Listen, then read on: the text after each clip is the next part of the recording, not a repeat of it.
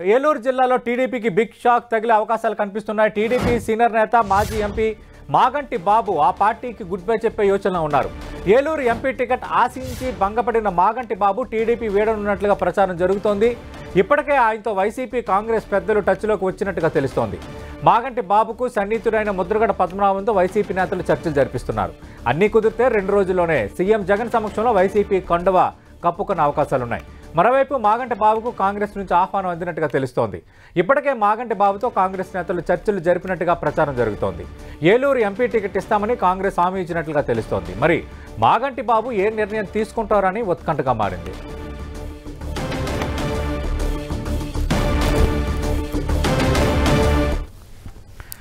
మరి మాగంటి బాబు టీడీపీ వేయడానికి కారణాలేంటి? నిజంగా వైఎస్ఆర్ కాంగ్రెస్ పార్టీలోనో లేదో కాంగ్రెస్లో చేరడానికి రంగం సిద్ధం చేసుకున్నారా?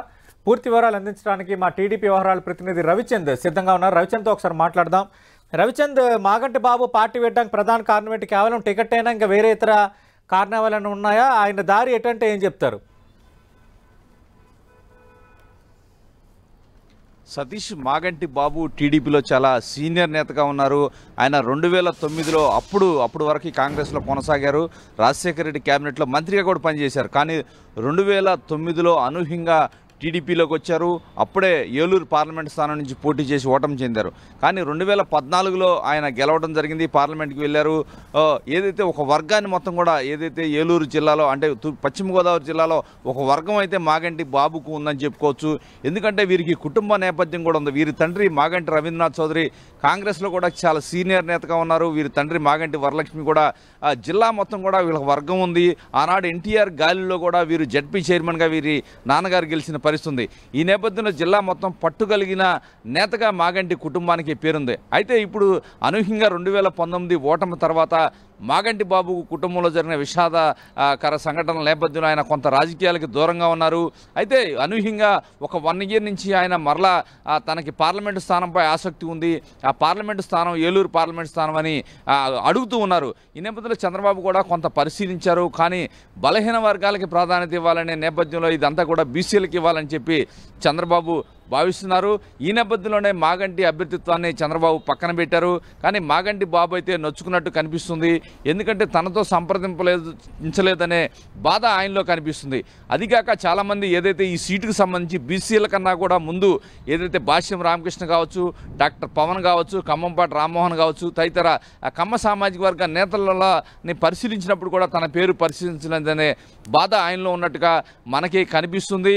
ఏదైతే చివరికి ఏదైతే యనమల రామకృష్ణుడు అల్లుడు అయితే ఇక్కడ పుట్ట సుధాకర్ యాదవ్ కుమారుడిని ఇక్కడ అభ్యర్థిగా పెట్టడం జరిగింది. యనమల రామకృష్ణుడు అల్లుడుని పెట్టారు.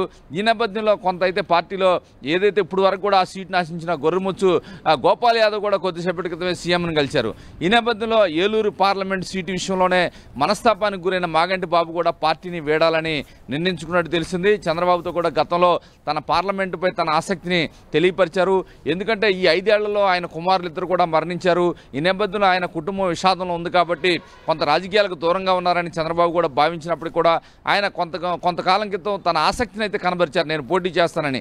కానీ చంద్రబాబు మాత్రం ఇది బీసీల కాన్సెప్ట్లో చూస్తున్నారు. ఎందుకంటే బలహీన వర్గాల అభ్యర్థులను ఎక్కువ మందిని పెట్టాలి ఈసారి పార్లమెంట్ బరిలో అని చెప్పి ఇక్కడ బీసీ అభ్యర్థి యాదవ్ సామాజిక వర్గానికి చెందిన అభ్యర్థిని పెట్టారు. ఈ నేపథ్యంలోనే మాగంటి బాబుకి సీట్ ఇవ్వలేకపోయామని చెప్పి టీడీపీ వర్గాలు అయితే చెప్తున్నాయి. అయితే మాగంటి బాబు మాత్రం కొంత నొచ్చుకున్నట్టు కనిపిస్తుంది. ఏదైనా పార్టీ కూడా రంగంలో దిగుతుంది.